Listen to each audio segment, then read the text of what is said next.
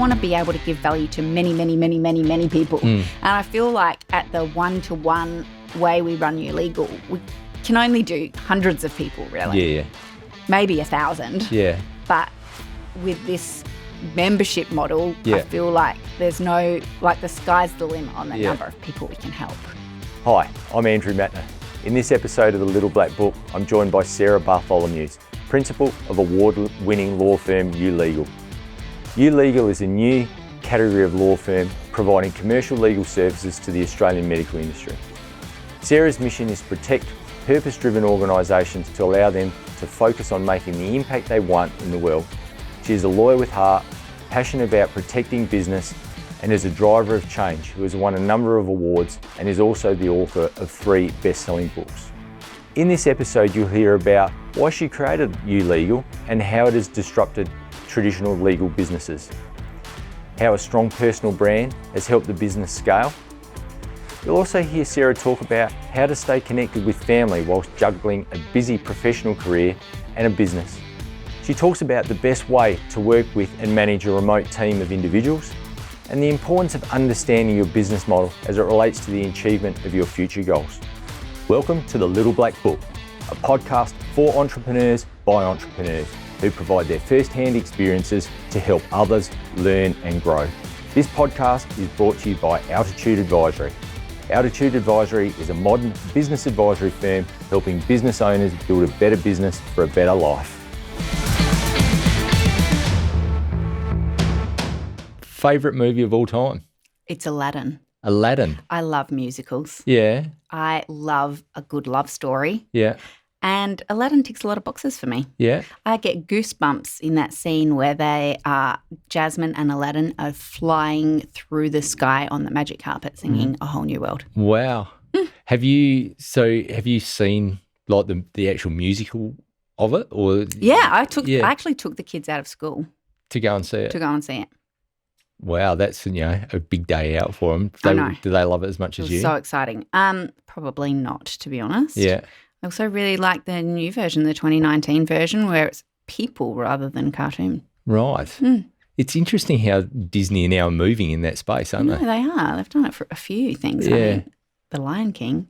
But that's it. It's amazing. We actually saw that on Broadway. Oh, that's on my bucket and list. that was very cool to do. So Aladdin, I would have never picked that. No. Now, so musicals, is that a big thing for you? Love it. So, Love musicals. I actually, on the weekend, saw Frozen the musical in Sydney. Wowee. I cried. You cried? I'm not going to lie. Was there any particular scene that made you cry? Yes, and it's really surprising because if you don't know Frozen, it's about a queen named Elsa and her sister Anna. And really, I hadn't realised until I saw the musical that the movie's really mostly about Anna, her sister, and how she feels like her sister, who has magical powers, has basically shut her out. And then there's this one scene where Elsa sings the famous Frozen song, Let It Go. Yeah. And then it's all about Elsa. Like, everyone loves Elsa. And I just think she's got this one big song. And I didn't want to, because I was realising that this show was all about Anna. And then Elsa does that song right before the middle break, intermission, and it was amazing. It made me cry. Well, there you go. So, like Disney and the musicals and stuff like that, has that always been something? Yeah, for I've you? always been really into it. Yeah. And do you get up and sing the songs? Where I can, yes, if I'm in private, most likely. Right. So you've got a bit of a musical background. I have, yeah. I went to a musical high school. Yeah, okay. And I got in on voice.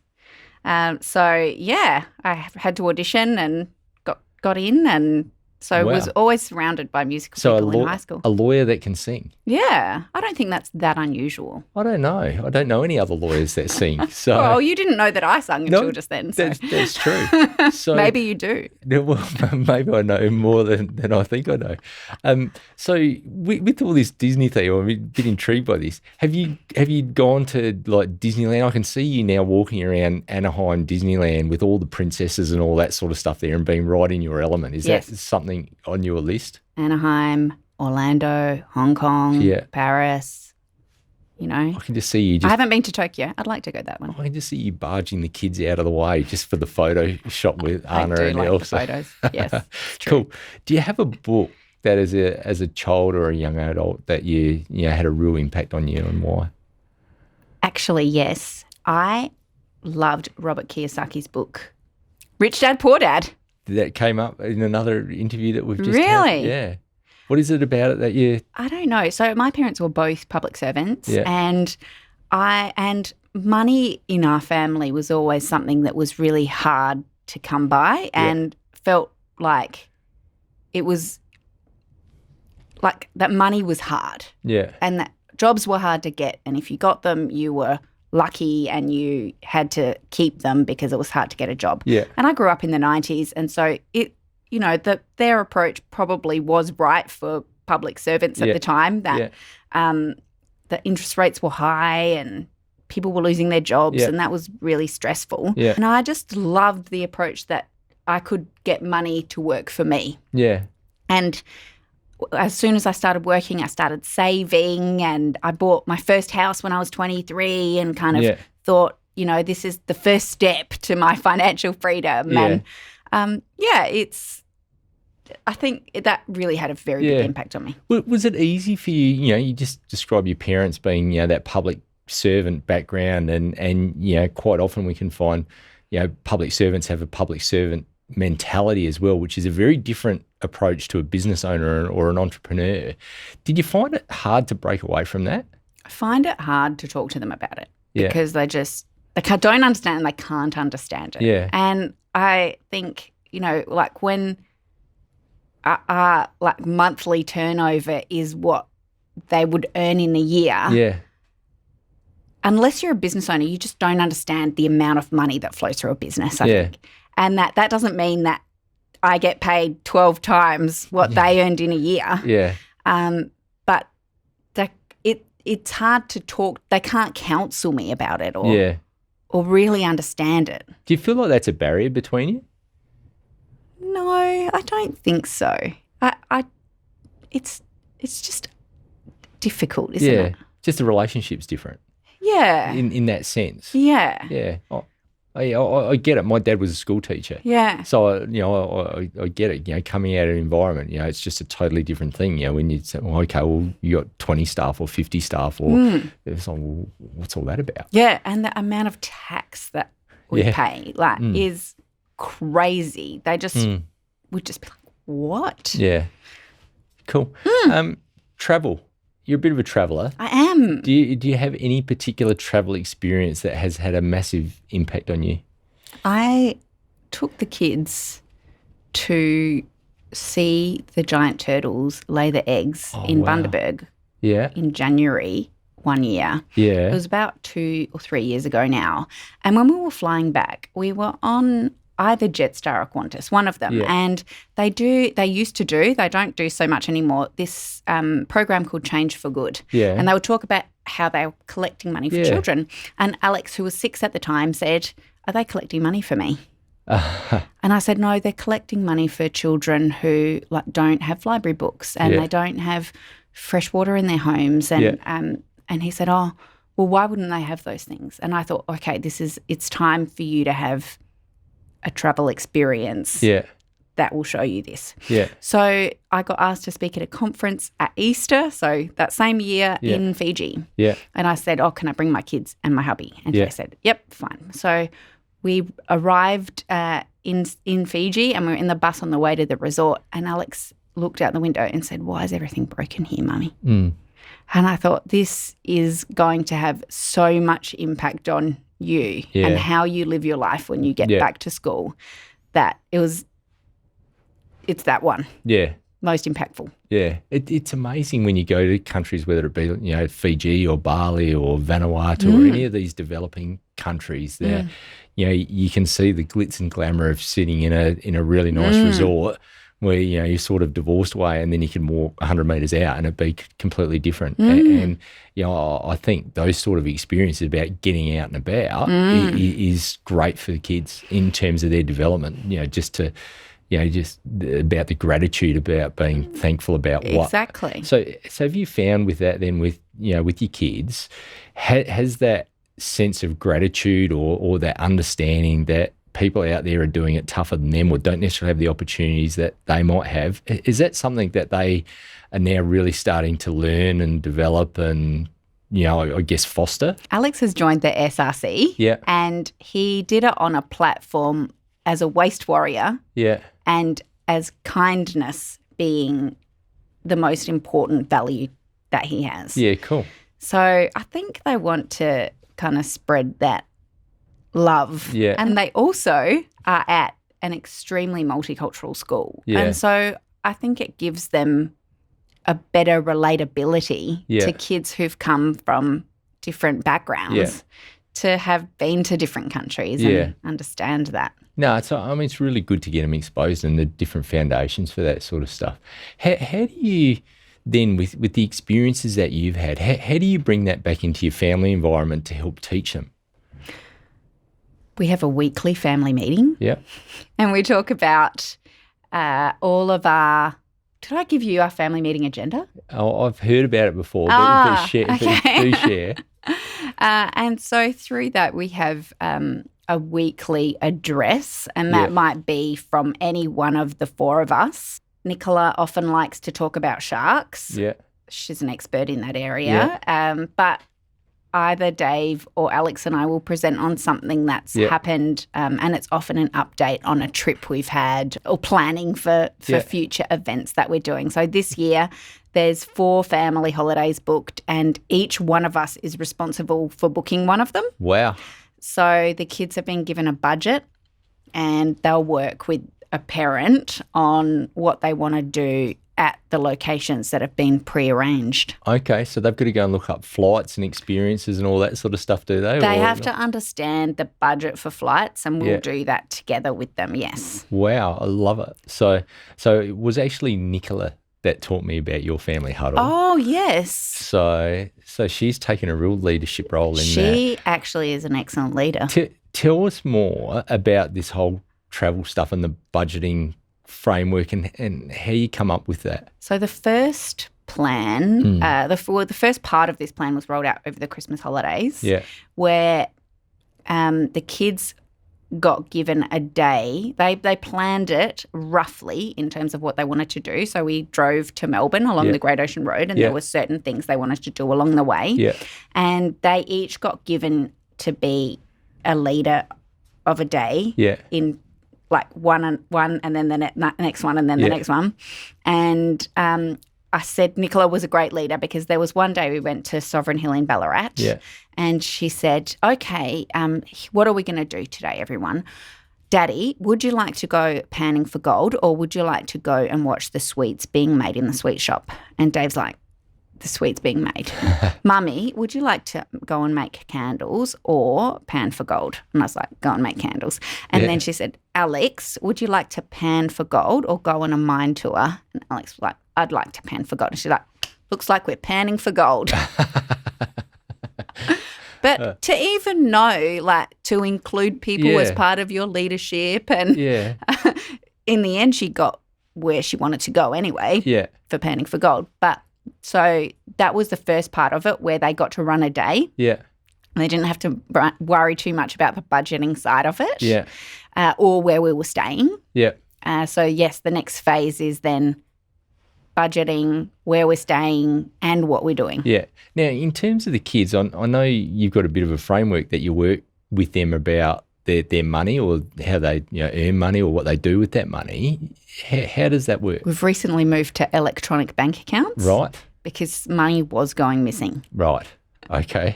Chocolates or sweets or? It was being shuffled from different accounts. So they've got 3 different ways that they get pocket money. They get pocket money based on how old they are. Yeah. So Nicola's 7, she gets $7. Yeah. And she gets money for her Smile, which is like long-term planning money. Yeah. So I think she wants roller skates. Okay. So when she puts, say, $2 in there, we double it. Right. So we'll give her an extra $2 towards that plan. Yeah. Splurge money she spends on lollies. Yeah. Coke. I don't know why. She loves Coke. Yeah. Anyway, that's fine. And then there's a giving one. Okay. And they use that at the moment to buy gifts when they're invited to parties. Gifts for their friends, so you don't have to do that. Do they have to do jobs around the house to They earn can do jobs around the house. They have to do them to get that $7. Right. And then they can earn extra money by doing other tasks. Yeah, okay. Do you ever get any pushback from them About tidying? about jobs or any of that sort of stuff? No, Dave runs a pretty tight ship when it comes to that sort of thing, and it's not negotiable. Yeah. So do your bit, contribute to the house and Make sure your room's clean, make sure the common area that they spend most of their time in is clean. Yeah. And then otherwise they get extra money for watering the plants or emptying the dishwasher. Or So do those routines that you've got at home, which I think are really great foundation pillars for, kids and their future and things like that, do you translate that into work as well with your team? Do I get them to make their own lunch? And Not quite that drastic, but how do you bring that same sort of structure or disciplines and stuff like that with your team? Structure and discipline in our team too. So we have a weekly huddle. Yeah. And we have that on Monday, and we go through the same series of questions every week, which includes a one-word open, how are you feeling? Yeah. And often that kind of starts out with people saying busy or frazzled, and then by the end it's connected. And and so that's great. And we talk about what we promised to do last week and what we did and didn't do and why, and then what we're going to do this week, what we did, and how that relates to our quarterly goal. So we do quarterly planning. Quarterly planning. And how important is that in terms of, because your business has changed and evolved. It first started with just you. It's now obviously a lot different than that. How important is that planning and structuring and that discipline of execution to help you progress forward? I think it helps me manage people in terms of knowing what they should be doing, and then we know we're all rowing in the same direction, because I can be somebody who's just like has an idea and then we start a new business. Yeah. Because I love that adrenaline side of it, but that's not necessarily what is going to take us to where we want to go. So it helps rein me in a little bit too. So do you suffer from magpie syndrome? Like entrepreneur, another shiny thing that you got to go and chase? Sort of, a little bit sometimes. So that structure helps you. Do you have accountability around you to help keep you on track? I feel like I create that in the business. Right. Yes. So the structure helps keep you on track, not necessarily people helping you keep you on track. Yes, the structure. Yeah, cool. Starting YouLegal was a pretty neat story, and I want to talk about your TED Talk in a little while, but I know you talk about that in there. Tell me how you got started.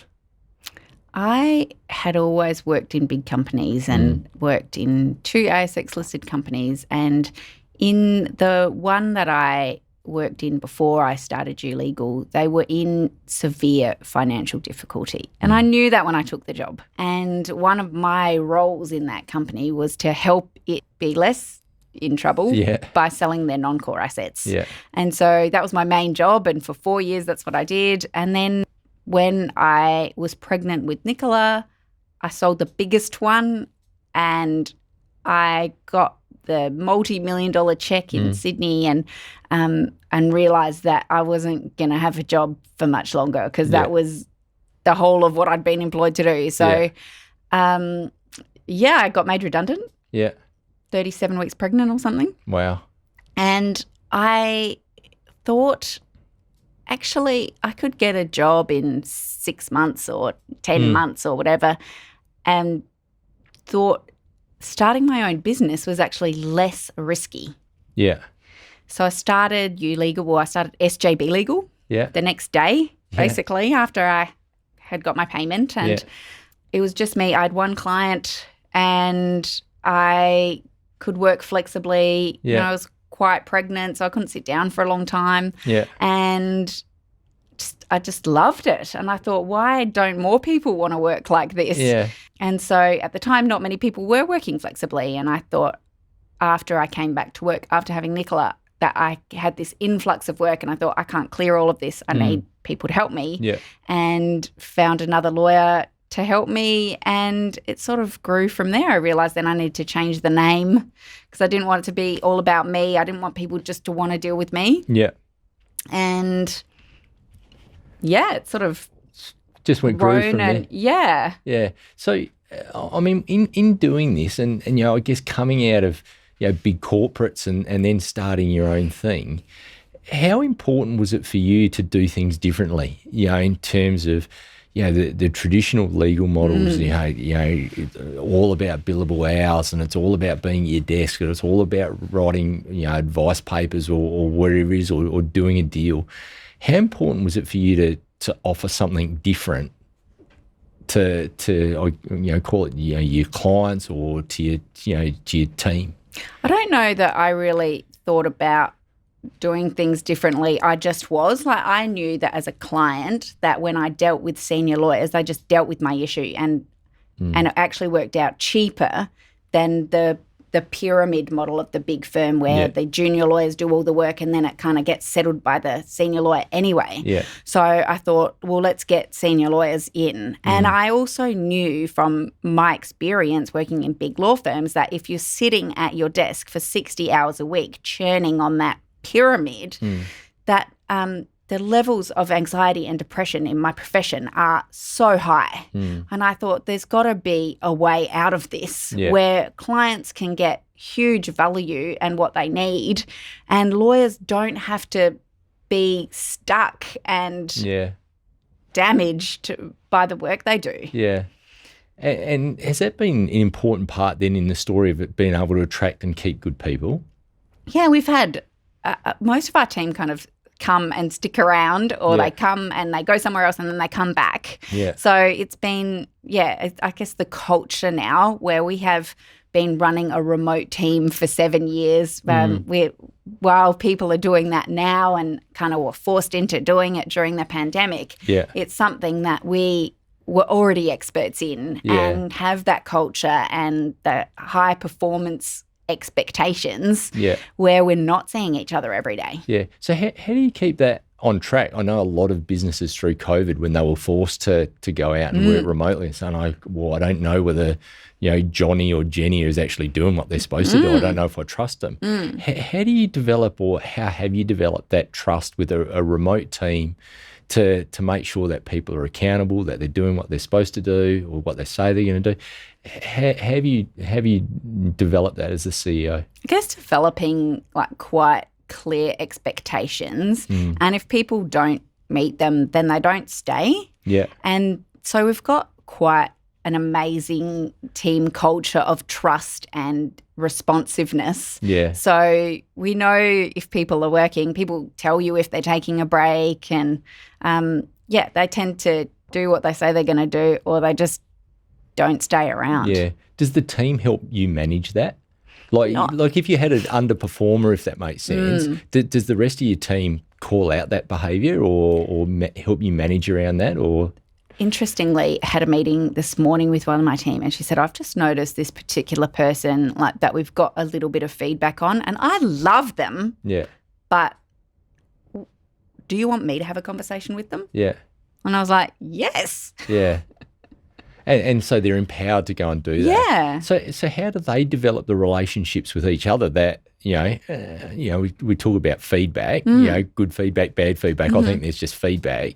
How do they develop the relationships such that they're comfortable giving each other feedback on their performance? We have our weekly huddle, which I mentioned before, and as part of that, we have a getting to know you question. Yeah, okay. And so they do get to know each other quite well through that regular rhythm.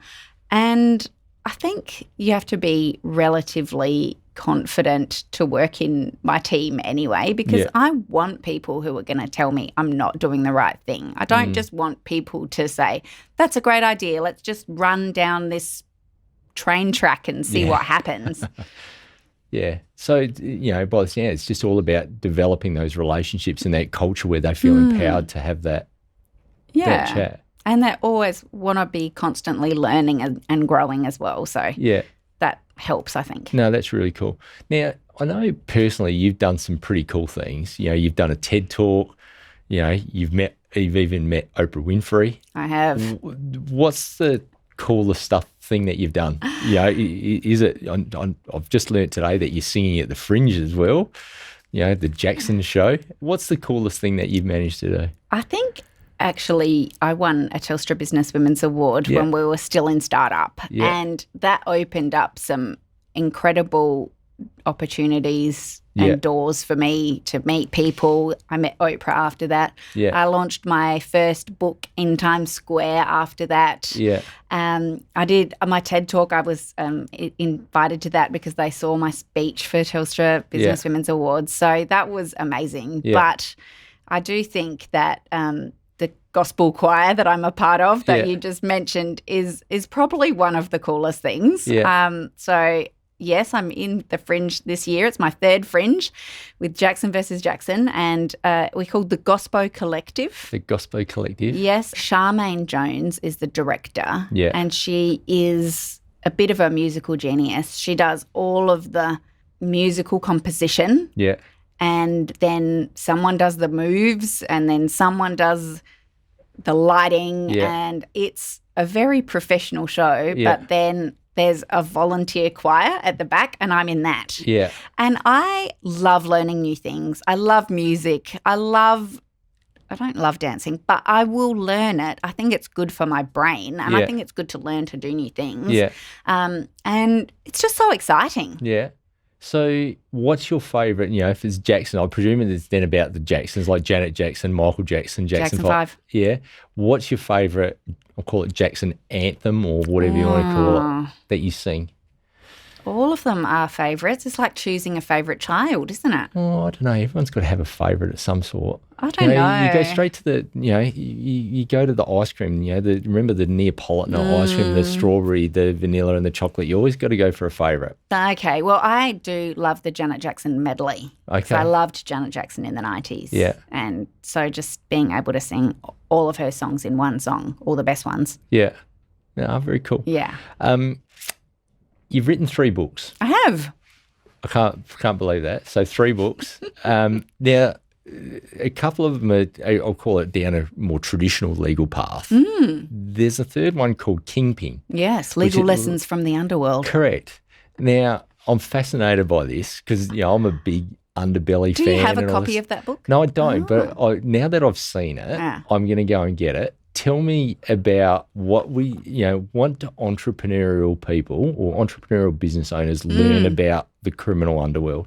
So my first book is called How to Avoid a Fall from Grace, Legal Lessons for Directors. Yep. And it was great. Accounting firms bought it in bulk. Yep. And they still do because they want their clients to understand that becoming a director of a business, of a company, is a big deal and it comes with all this obligation. Yep.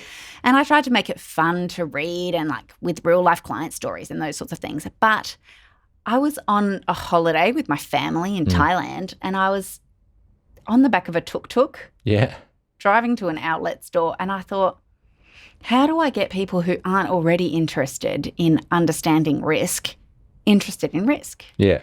And I, like you, loved Underbelly. I loved The Sopranos, all those shows.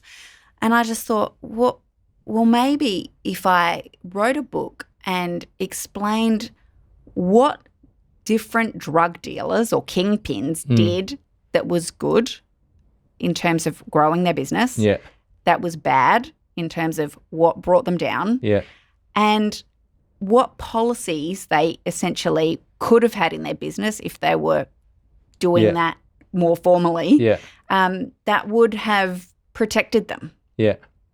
And so it sort of came from there. Okay. And I just became obsessed with it because it's so interesting. Yeah. And it took me 6 weeks to write that book. Wow.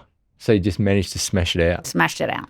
I asked you about your favourite Jackson song. Do you have a favourite Kingpin? Oh, it is hard to choose. I mean, Pablo really, he's the kingpin of all the kingpins, isn't he? Yeah.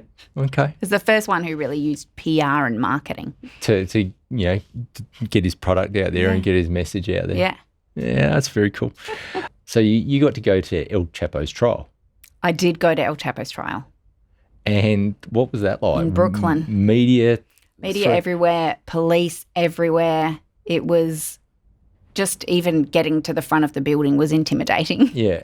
Did you ever feel like, there was going to be shooters on a... Well, El Chapo was a master of escape. Yeah. So that is what was so interesting about going to that, because no one ever knew what he was going to do. Yeah. So there was very heavy security on the way in. So I couldn't take my phone in. I, had to be kind of searched on the way, and that happened twice. Yeah. So right at the beginning, like going through the front door and then going upstairs and then going through into the courtroom, there was a whole nother, and it was like being at the airport both times. Wow, that is full on. So nothing quite as dramatic in Adelaide with your clients, I hope. It's not quite the same. Now, I know you do a bit of stuff with charities. I know you support B1G1, Amnesty International, some of the beneficiaries you work. How important is that sense of community in terms of what you do and being able to help others? I think lawyers always help others, and mostly it's invisible. Yeah. And when I first started, I just was like, I want to help people. And so for all these different things, we were helping people, whether it be that $1 per book to Amnesty International. And it kind of got out of control because there were so many different rabbit holes of giving that we were doing. Yeah. And then I was at an event and heard about the UN Sustainable Development Goals. Yeah. And they talk about the list of priorities of how they're going to help the world. Yeah. And so I looked into that and thought, why don't we just channel our giving to be able to make a bigger impact? Yeah. Because rather than just doing like $20 here, and Mercy ships we used to give as well, the hospitals that are ships that go around Africa. Yeah. And then I found B1G1. Yeah. And so... Which is Paul Dunn. Yes. And we were able to choose as a team. And so it was a great team activity. What really resonated with our values and with our team. And each year we choose a different one. Yeah. And we give every book that is sold, every matter that's referred to us, we give to the referrer. We give for files that we open. Yeah. And so it enables us to have that cause that we're giving to. I think it's this year we're giving to entrepreneurs in the Philippines who've been so hard hit by no tourism in the Philippines. So it's been... That's really cool. And Paul is amazing fellow. He is amazing. And what he's done with that from, originally going and coaching accountants to now, obviously doing this. It's very cool. And he's working actually with one of our clients and close friends, Harvey Penne, to do Accountants for Good now. Right. So a kind of offshoot of B1G1 where accountants have the opportunity to do what we're doing. No, it's excellent what he's managed to get out there and do that. And he's had some really great supporters that have helped do that. But I think,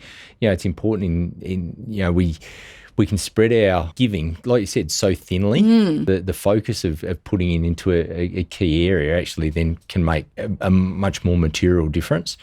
And also I do board work, which I feel like uses my skills for giving in a way that working in a soup kitchen wouldn't, because I just wouldn't be good at that. Yeah. Whereas I can help protect organisations and help be strategic about decision making. Yeah. And then that is another layer of giving. So how do you choose them?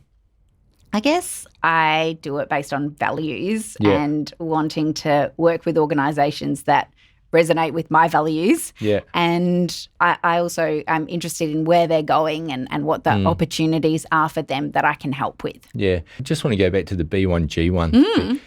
Do you find that then the team collectively buy into that a whole lot more? Yeah, absolutely. So we do each December, we do a process where people vote for and make submissions on why they think certain projects are more aligned with us and where we're going. Yeah. And then people vote within the team for what they think is the best option. Okay. So how many board roles do you fill, aside from, being the CEO of a fast-growing legal firm, mum to a couple of under 10-year-old kids? How do you go about juggling all this? I was talking to another lawyer last week, and she is on an ASX-listed company. She's also the chair of a market, which is a kind of grower-owned business or organisation. And so I felt like for her, she had like way more balls in that court than I do. Yeah. So I am the chair of a not-for-profit that helps people who are aging and people with disabilities access information. Yeah. And I'm the governance director for APAC, for the Entrepreneurs Organisation, so on the global governance team. And they're really my main board commitments at the moment. And I think 2 is good for me. Yeah. Because otherwise I am spread too thin and my team then are chasing me for things, and I want that to be the other way around. Yeah. Do you find it hard to get downtime? I do. So do you have a structure or anything that you do to try and block out time to, recharge? Or I do have a structure. My husband and I have a thing on the weekends where we get a day off each. Yeah. So I'll take the kids on Sundays and he takes them on Saturdays. So I know that Saturday is the day where I need to kind of block out that time. Yeah. And it might be cooking. I love to do yoga, and there's a yoga called yin yoga, which is basically like sleeping yoga. Right. And I like to do that a couple of times a week. And I find out that's when I really can relax. Isn't that just called sleeping? It's not. It's like sleeping in yoga poses. Right, okay. So I know there's the yoga where you go and you're in the sweat box. Was that Bikram yoga or something? And then you're sleeping yoga. Yeah. All this, okay. There's lots of variations. Different sorts of yoga. So that's really your downtime that you do that. Do you block out, we've all heard about Bill Gates's think weeks and stuff like that, where he, disappear for a week and go and read a whole lot of books and just escape the world? I probably should. Yeah, but you don't. But I don't. But I recently heard someone say, you know how much effort people put into planning a wedding? Mm. It's one day. Yeah. So I've been thinking about that in terms of how much time I put into thinking and planning my business. Right. Okay. Do you want to tell us more? I haven't really taken any actions in that other than getting my team to book in whole day strategy days over the next few weeks or few months. Yeah. We're going to do one on people and get everyone's PDs and their numbers, so scorecards down so that people know what they're aiming for. Yeah. And we've got another one because there is another business that I've started, which is called Practice Protect. It's a non-legal business and it's for GPs, and it helps them with their legal compliance, be compliant in every area as part of a membership program, I suppose. And it's not a legal product. Yeah. So it means we can give a lot more value. Yeah.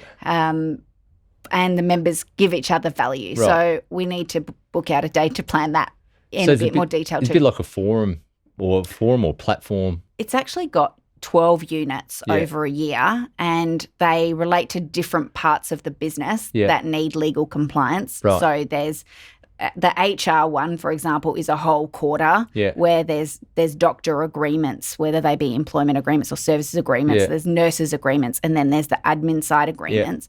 So just access to templates that are personalised through this legal software that we use. Like people just fill in their details through a chat bot and then they get the agreement that's personalised for them. Wow.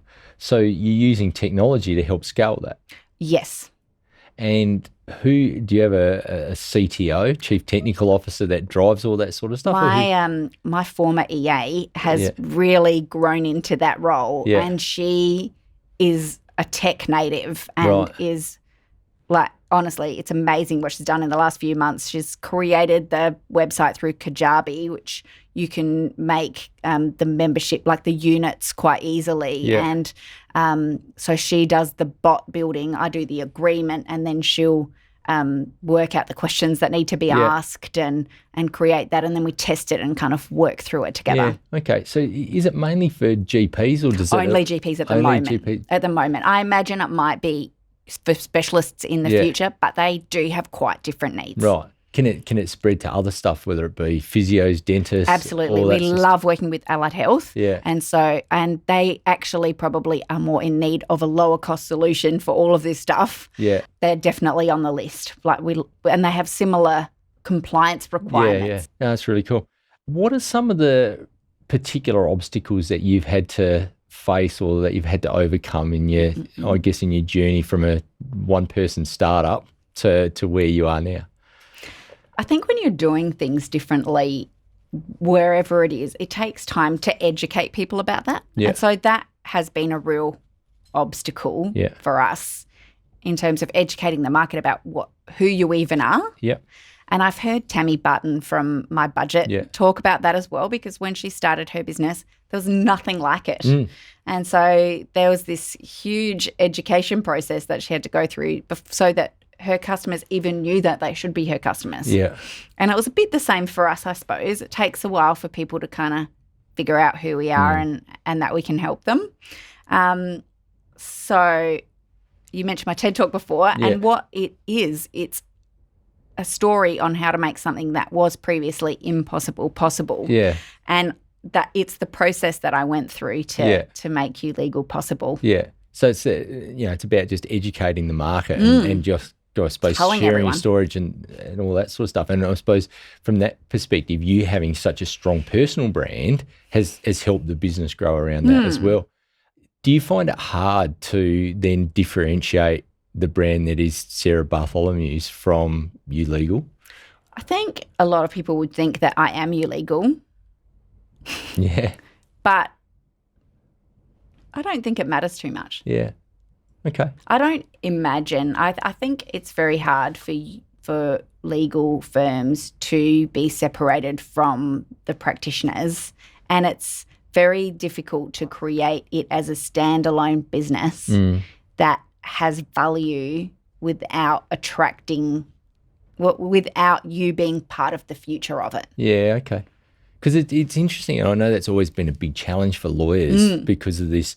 It's so relationship focused. Correct, and there's no goodwill model. Is there actually goodwill in a legal firm versus just work in progress and debtors? And so that's why we're really using legal technology to try and create like less time for the lawyers actually doing the work, and a better experience for our clients as well, who are all time poor. Yeah. So how do you value that then? I don't know. We're doing our strategy day this quarter was about they voted profit to be what they wanted to focus on, which has essentially been making our legal technology better and suit us better, because if we can charge the same but give people a better experience quicker through using legal technology, we'll improve our margins. Yeah. Does it worry? And I'm, just thinking ahead, we've always got to think about how we get out of this. In terms of the model that you've created and continuing to evolve, given that the traditional legal framework is so far behind where you are, does it ever worry, like, how do you get out? I've started another business called Practice Protect. Okay. I might have just told you about it. So I don't think it's possible to scale and sell a legal business. Yeah. Which is why I've started a non-legal business. Yeah. Because it's so highly regulated as well. It's not possible to run it like a normal business. Yeah. So that's why I want to take what I've learned and go that way. Okay. That's really cool. Do both to start with and just see what happens. See what happens. Cool. What are some of your goals that you're yet to accomplish? The goal I'm yet to accomplish is to create and scale and sell a business. Right. And so that's why we created this sister business, because I want to be able to give value to many, many, many, many, many people. And I feel like at the one-to-one way we run You Legal, we can only do hundreds of people, really. Yeah. Maybe 1,000. Yeah. But with this membership model, I feel like there's no, like the sky's the limit on the number of people we can help. Yeah. How much exposure or how much application does that have outside of Australia? None. None? So it's purely here, because is that just due to the regulatory frameworks around the place? Yeah, okay. But it could be built in different countries, but that'd have to be a me equivalent to help us to start in over. each country. Yeah, even New Zealand would be difficult. Yeah, but I mean the market's big enough in Australia anyway with the number of Yeah.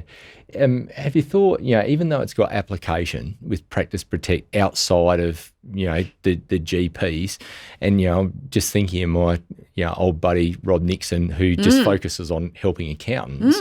Have you just thought about just saying, okay, we're just going to say in that really narrow swim lane, like with GPs? I think, the goal would be to get to 300 members. Yeah. And then see what happens. Like if we...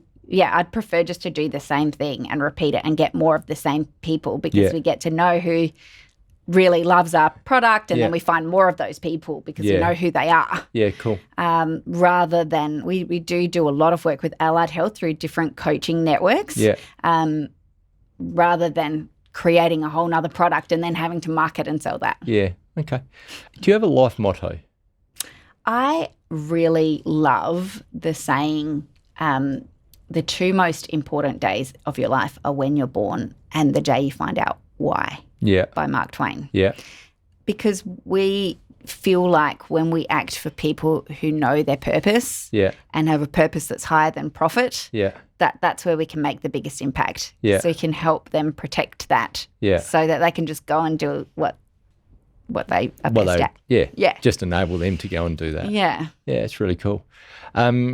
Do you have a mentor? I have different mentors for different kind of areas of my life. So I have been thinking maybe I actually need an advisory board, and it would simplify things by having them all in the same place at one time. Yeah. But that's not how I roll at the moment. Yeah. So I see Donnie Walford, who is director around town. Yeah.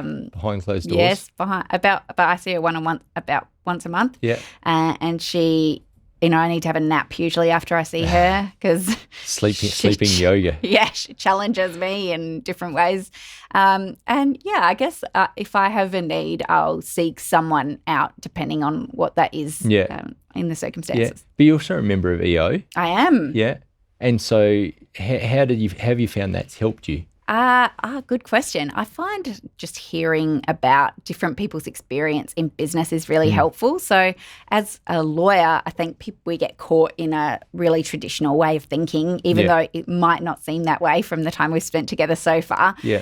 But it helps me think and see parallels between different types of business and my own. Yeah.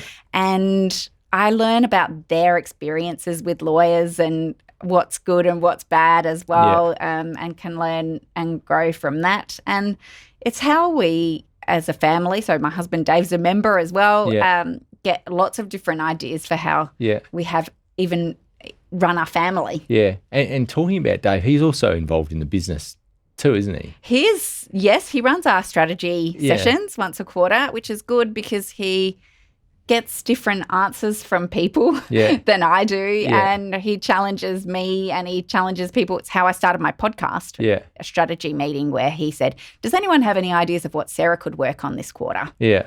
And Kim suggested a podcast. And so this is where I've actually got a lot of the motivation for this from actually being sitting a guest on my podcast, guest on your podcast, and sitting on the other side of the table. Accountants on Purpose. Correct. And so that podcast, you've basically interviewed heaps and heaps of accountants around basically what is their why and why they why they're in business and things like that. How have you found that that's helped you and helped your clients, or even helped them or their clients?